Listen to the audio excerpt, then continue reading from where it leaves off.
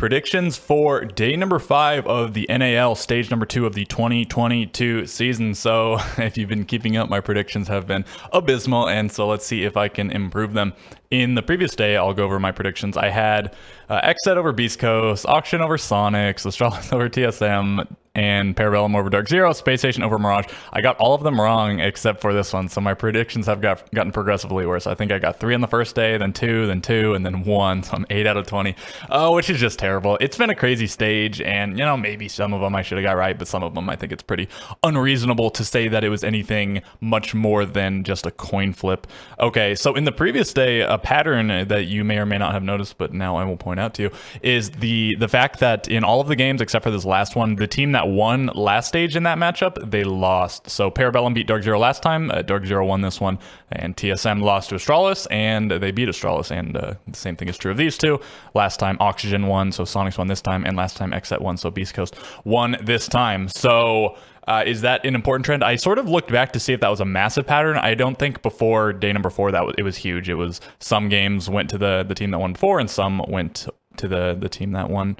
That didn't win before, I suppose.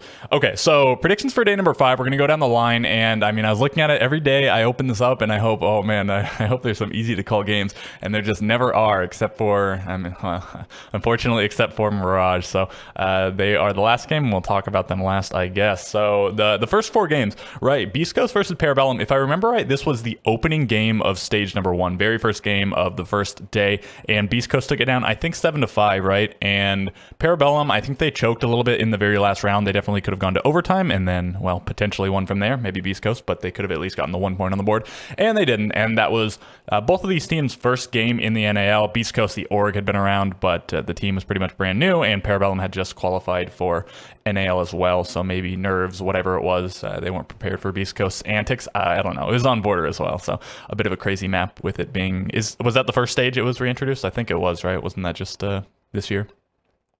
And so this time around, both of these teams, they're on 6 points. Beast Coast being extremely hot. Very recently, no points in the first week, 6 points in the second week. Parabellum are on 6 points, and they got 3 points in one game. That was against Astralis, 2 points in another game. That was against Xset, 1 point against Astralis, and then they lost their most recent game against Dark Zero. So they're coming off of a loss, and again, Beast Coast coming off of 2 wins, and also a very decisive loss against Dark Zero, with Parabellum getting 3 rounds, then Dark Zero getting 7 in a row on them. They got smashed. So who do I think is going to win here? I did have Parabellum higher on the power rankings, and it's sort of tentative. I mean, I think maybe there's even arguments, especially based on the fact that Beast Coast is so hot right now, that you could put Beast Coast higher. But it's a little bit tough. The reason I had Beast Coast pretty low on the standings was the fact that in both their game wins, they had to have one player going insanely hard on the scoreboard, with it being Sweater and then Slash. And Parabellum, I mean, they're sort of a similar case in that it's usually not one player, but it's usually Blaz and Gunner. I think they've been the top 2 in every single game, if I remember right, if not most games. I think every game they've literally been the top 2 in maybe alternating order or whatever, but the other 3 haven't been doing as well. As Eska especially, he's a pretty good fragger, but just not so much this stage. I think their highest rated player last stage only on like a 1.01 rating. Not especially impressive, but the team was 7th place, so maybe you don't expect to have the best stats getting that placement. Okay, so I almost want to go against I want to say Parabellum, right? And I almost want to go against it because of how bad my predictions have been overall.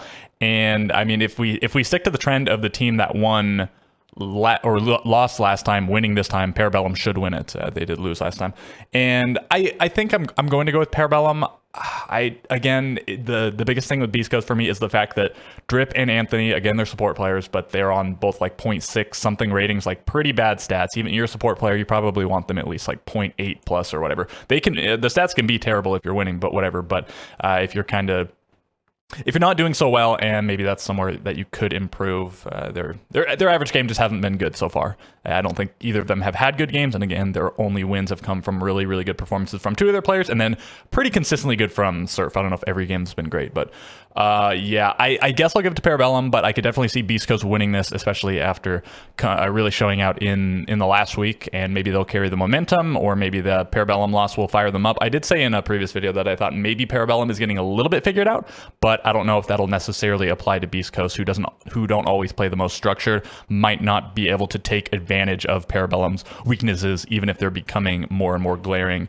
So this might be a little bit of a clown fiesta, just like the last time was, or maybe this will be quite a good game. And even if it is a clown fiesta, it might be an exciting game to watch. I'll go with Parabellum there. Not super confident, but I'll go with them. XSET versus TSM. So this was the second game played by these two teams last stage. This was one of TSM's only wins and one of XSET's only non-overtime losses. They had 2 regulation losses, both came in the first week, and then they had 2 overtime losses that came in the final 2 play days. And XSET looks, I probably would say they look worse than they did last stage thus far, and TSM looks a lot better than they did last stage. TSM, one of the worst teams, and I mean, probably the most disappointing team, considering they had just come off the 6 invitational victory, going to 9th place in the NAL is pretty brutal. But TSM looks pretty much back. I mean, they were a little bit shaky in that they did lose to Oxygen. They let the game slip away from them when they probably should have won. But other than that, they do have wins on the board. They got this win versus Mirage, and they lost 4 rounds there. That was in the first game. And then they got a win versus Sonics, which is pretty good. It wasn't clear at the time if either of these teams or both of them were back or whatever, and it seems like they're both pretty well back, with Sonics being, what are they, 3rd on the standings right now, but they're tied in 2nd place on points anyways. And so that seems like a solid win. And then they also got this, loss against Oxygen. Again, they probably should have maybe won. And then they won against Astralis, also a solid victory. So I think I'll go with TSM there. It seems like the lack of a coach is coming back to bite XSET a little bit with that very, very close loss against... against Parabellum. I feel like if they'd been able to call a timeout with Bodega, they probably could have gotten at least one more round, and maybe even more rounds, because a lot of times timeouts will sort of snowball into you getting more rounds. So yeah, maybe they would have won that. Not 100% sure. Hard to call. And then also, where's their other game? Yeah, this loss to Beast Coast is perhaps a little bit concerning. It was against a pop-off play from Beast Coast, and they just seem to have a tendency to do it. But they did dispatch of them pretty handily last stage, and they lost 7-5 this time.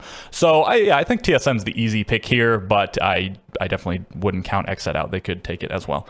Okay, going down the line, we have Astralis versus Dark Zero. So the grand final rematch of the grand finals of the Charlotte Major, I suppose.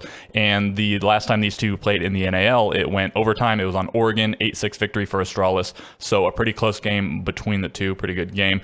And that was on Oregon, which again, I think is quite excellent for Astralis. So I actually did a little bit of map analysis. I'm not going to flip to it on the screen or talk about it too extensively, but I will mention it a little bit here. So I figure Astralis will ban Chalet, Club, and Cafe pretty easily. Those are they're probably their 3 worst, or at least the maps that they like playing the least. Club, they haven't played it a ton because they ban it so much, but it seems like they don't like it. And then Chalet and Cafe might be their 2 weakest maps that they actually have played a significant amount. Also 3 maps really liked by DZ. And then I figure Astralis will also ban Bank. They showed it twice this stage already. They barely beat Sonics on it, and they lost to TSM on it. And that's also the map that they lost to Dark Zero in the map 5 of the grand finals. I figure they just don't want to play it against Dark Zero again, even if they sort of like the map seemingly. They have showed it quite a lot recently, as I just mentioned. And then Dark Zero, I figure they don't want to play against Astralis on Sky or Villa or Oregon. I figure they're 3 easiest bans. Sky, I don't know if Dark Zero's even played Skyscraper, have they?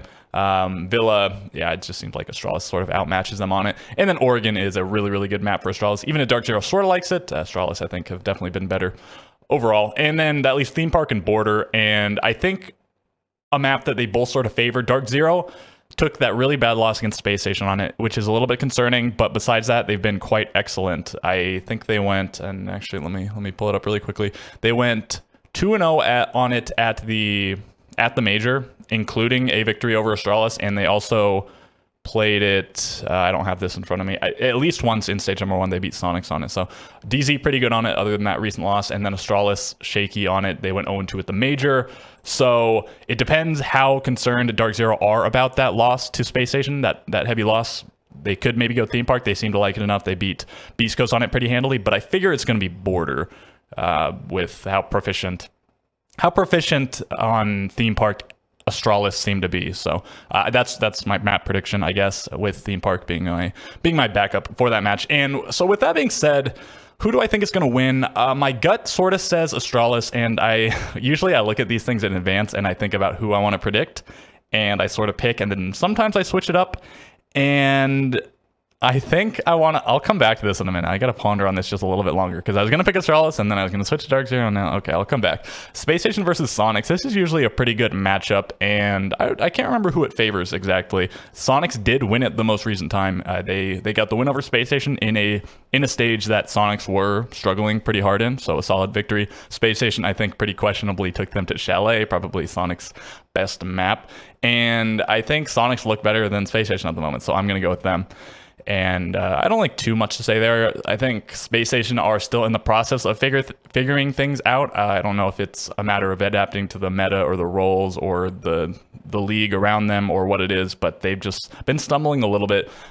Some of their games, they played online, they had sick players, it is what it is, but they got pummeled by Beast Coast in a pretty standard game, and then they very nearly lost, I suppose, to Mirage. So pretty concerning games, and so they are very cold at the moment. They need to make a comeback, and Sonics seem to be back and forth, so I'll give it to Sonics there. Finally, we have Oxygen versus Mirage, and yeah, I mean, again, until Mirage get a win on the board, I'm definitely not going to pick them, and even if they get a one on the board, it seems unlikely. It depends who they face. Like, maybe if Beast Coast loses here and Mirage get a really solid win, maybe I'd pick them here, but it's just it's so easy to pick against them. Half of my correct predictions have just been picking against Mirage. So sorry guys, we do need to see I got to see improvement before I can have any amount of confidence in you. I'll go with Oxygen there, obviously. Okay, so coming back to this one, I went with the team that won last time, I went with the team that won last time, and I went with the team that won last time.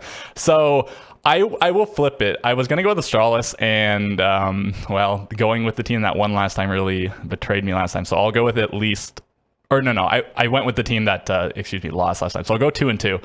So I'll stick with what happened last stage for this game, and I'll flip on the other two. I'll go with Dark Zero here. I wanted to pick Astralis, and I have Astralis higher in the power rankings. Dark Zero have momentum, certainly. Astralis just took a loss, and Dark Zero just won 7 rounds in a row.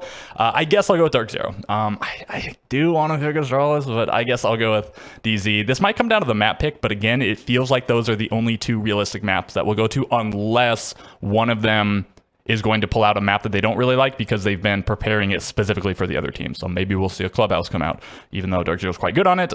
Maybe Astralis has been cooking it up just for them. That could happen, but again, I really think Theme Park or Border. And okay, yeah, I guess that does it for the predictions. And this video maybe went a little bit longer than I like, but I think I think it was a pretty good take. So I'll probably stick with it, and so I'll go down the line one more time.